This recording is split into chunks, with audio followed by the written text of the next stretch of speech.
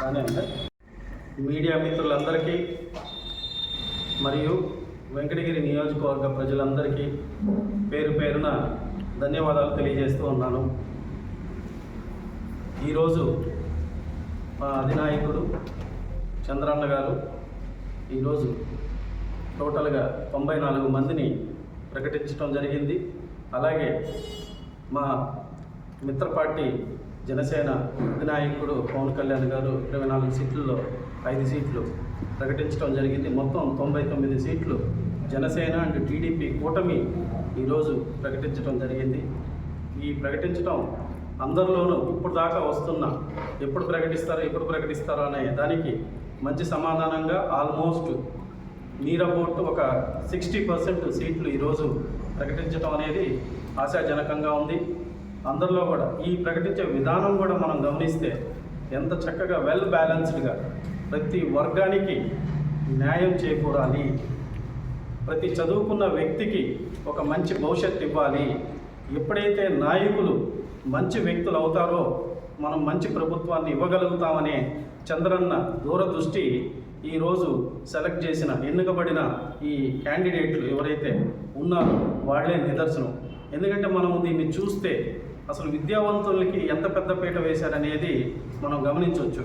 ముఖ్యంగా ఈ 99 అభ్యర్థుల్లో చూస్తే మనము ఒక ఐఏఎస్ ఆఫీసర్ ఉన్నారు, అలాగే పిహెచ్డి నుంచి 2 వ్యక్తులు ఉన్నారు, అలాగే గ్రాడ్యుయేట్స్ చూస్తే 63 మంది ఉన్నారు, పోస్ట్ గ్రాడ్యుయేట్ చూస్తే ఆల్మోస్ట్ 30 మంది ఉన్నారు, డాక్టర్లు కూడా 3, ఇట్లా 99 మంది, 3 ఉన్నారు డాక్టర్లు కూడా. ఇలా 99 మంది ఈరోజు ప్రతి ఒక్కరూ విద్యార్హత కలిగిన వాళ్ళందరినీ కూడా సెలెక్ట్ చేసుకోవటం ఇది ఒక ఆశాజనకం.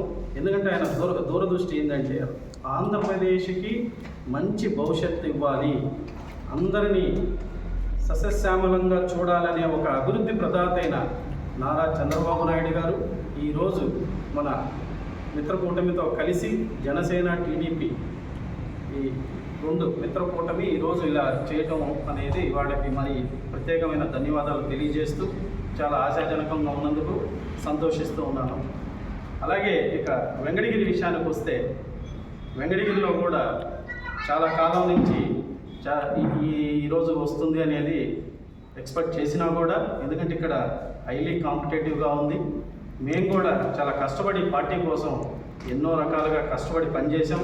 సో ఒక బీసీ వ్యక్తి కూడా ఇంత దూరం ప్రయాణించి కష్టపడి పని చేయటం అనేది నాకు తెలిసి మొట్టమొదటిసారిగా అనుకుంటున్నాను.